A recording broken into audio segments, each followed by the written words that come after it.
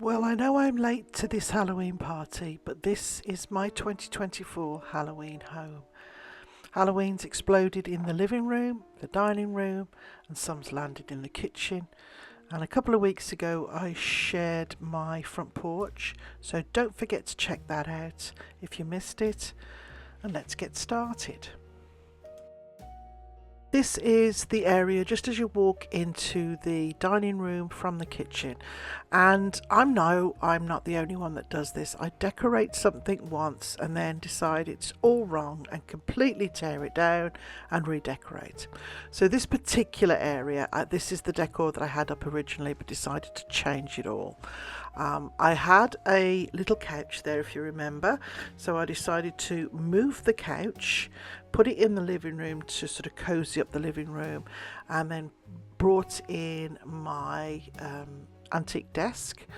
It's not a roll top desk, it's a pull down desk, and decorated that. So let's move on now to my curiosity cabinets. This is where I actually started the room. So this is one of my favourite things to decorate. It's usually full of little mementos, little collectibles and things that I've collected over the years and on my travels. Some lovely old family pictures. What I do is I take out the pictures and some of the other specific items and then replace them with my little curiosities that are specifically related to Halloween. The top of it is more witchy. I've gone with a witch and a skeleton theme this year, and a lot of these crafts have been made over the last few weeks in my previous Halloween videos, so check those out if you haven't seen them. I've got this lovely old witch's hat that I've put on a candle stand and then added in some little crows and blackbirds and pulled it all together with a piece of black creepy cloth.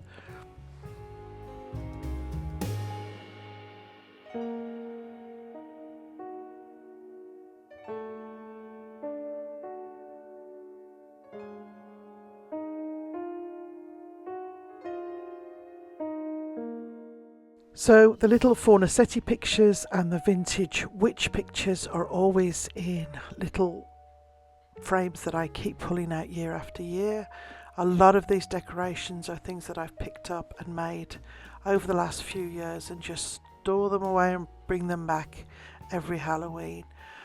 The little purple lights really give it an eerie glow, especially at night.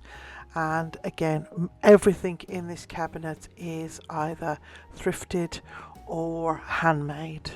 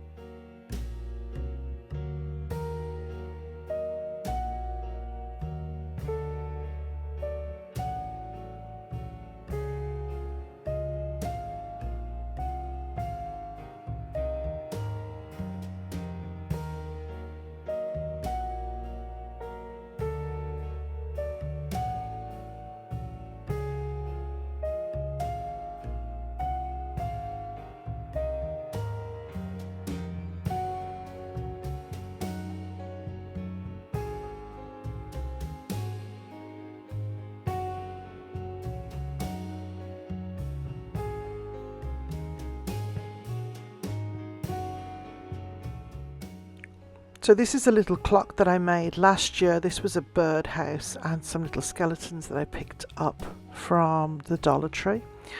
I wanted to quickly show you, this is the evening when I've got my battery operated candles on, and all I've done is added a few candles throughout the bookshelves and a couple of little items that I'd made in previous videos and last year. The little cloche, the big cloche on top with the orange lights, was one from a previous video this year. and then just dotted about on the different shelves some little items that have been previously crafted. I did get a set of bats that came in a sheet of creepy cloth, so those are also stuck here and there. But most of these have been made previously, and of course just pull them out each year. These little see no evil, speak no evil, hear no evil monkeys were normally there, and they just added the little bat wings, and they reminded me of the flying monkeys from The Wizard of Oz. The scariest picture in the world is now on top of one of the bookshelves, so that way it's not too scary when the kids come in and see it. And then of course little items, as I said, with some little bats here and there.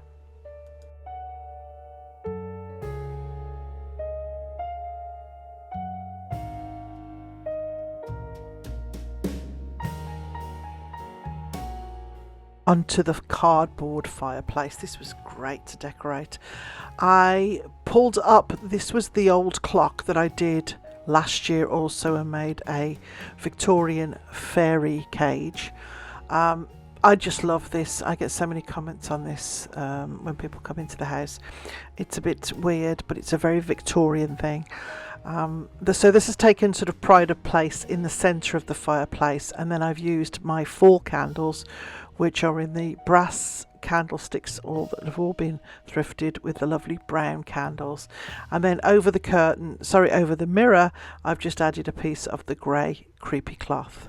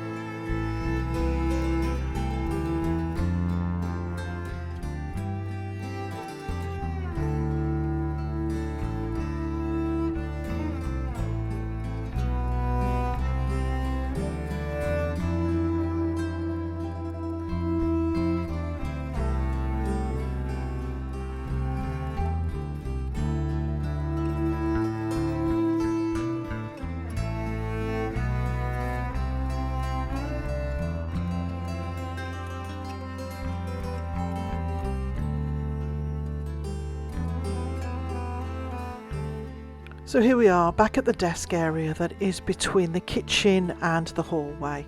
And what I did was, as I said, I'd cleared it off completely, tried one vignette and wasn't happy with it. So I brought in these sconces that were originally in the kitchen. I put new ones in the kitchen, and I liked them because of the crystals, and they match with the chandelier which I managed to get up in the week. So I just put a piece of long velvet ribbon on each, tied a bow on each candlestick, and then added in a black crow to one of the sconces. Then I grabbed my little bust collection and threw another piece of the creepy cloth over it, and I just love the contrast with the black and the green. I just think it looks so lovely. The little lamp came off from the other side of the room, and I just put a piece of the creepy cloth over that, and then stuck a pair of the skeleton legs up inside to give it a spooky touch.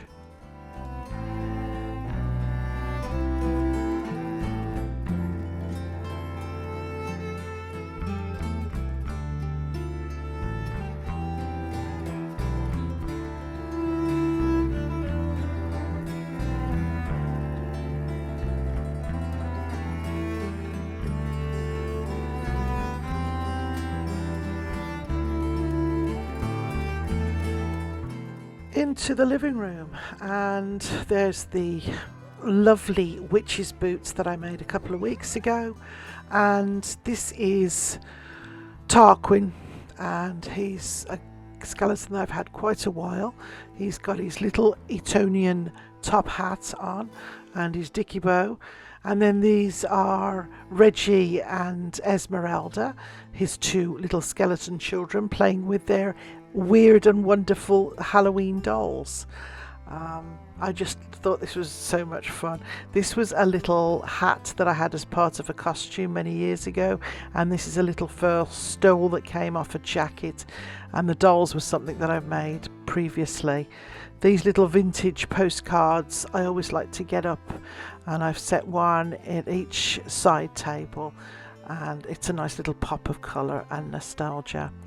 And as you can see now, this little castle is something that my kids and I made probably, I want to say 20 years ago.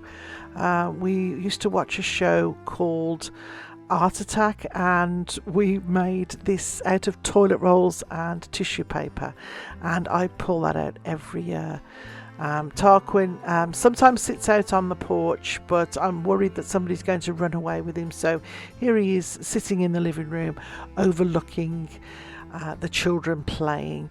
The mantle has stayed pretty much the same. I just added in this black feather boa and then covered up the wall sconces in this side of the room with some of the grey creepy cloth, and just added a little pieces here and there to give it that old, worn out look.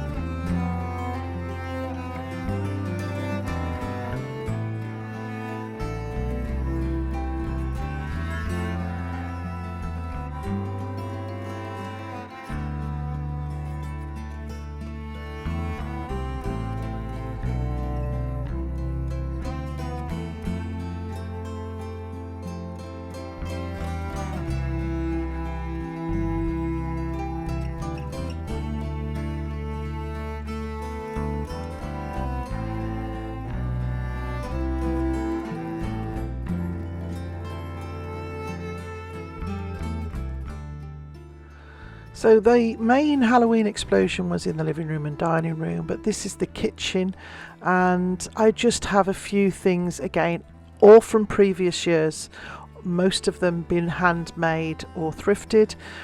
This little man in the moon was a Lazy Susan that I decorated a few years ago, and again, little postcards that I just put on in picture frames for the Halloween season.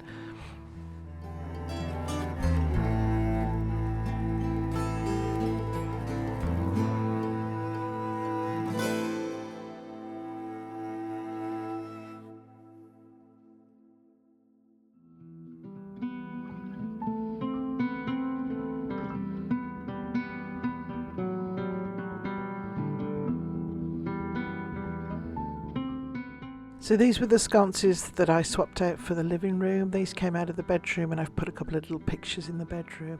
And of course, my lovely haunted house. I was going to make some changes to this, but with one thing and another, I left it very much the same.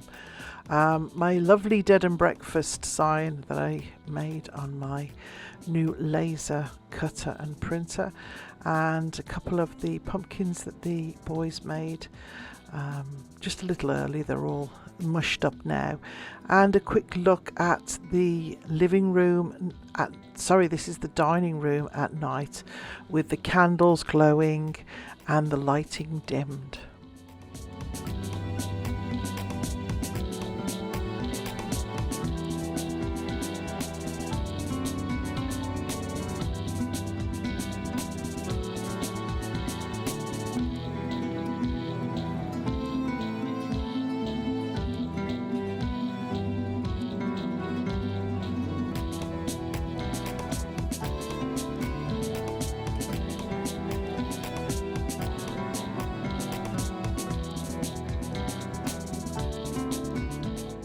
I absolutely love the look and the feel of these rooms. It feels like you're sort of stepping back in time, and it's got a lovely ambience. I don't burn real candles very often, but gosh, it gives a lovely feel to the room, and there is really nothing quite like candlelight. I do use the artificial candles, and I'm very aware of the dangers of candles, but for the photographs, it certainly is a nice touch. I hope you enjoyed a quick look at my Halloween home. It was a lot of fun decorating, and I can hardly wait to start my Christmas decor, but I'm going to be good. I've got a little bit of thrifting for next week's video and a couple of little things that are coming up, so have a great week, and I'll see you next week.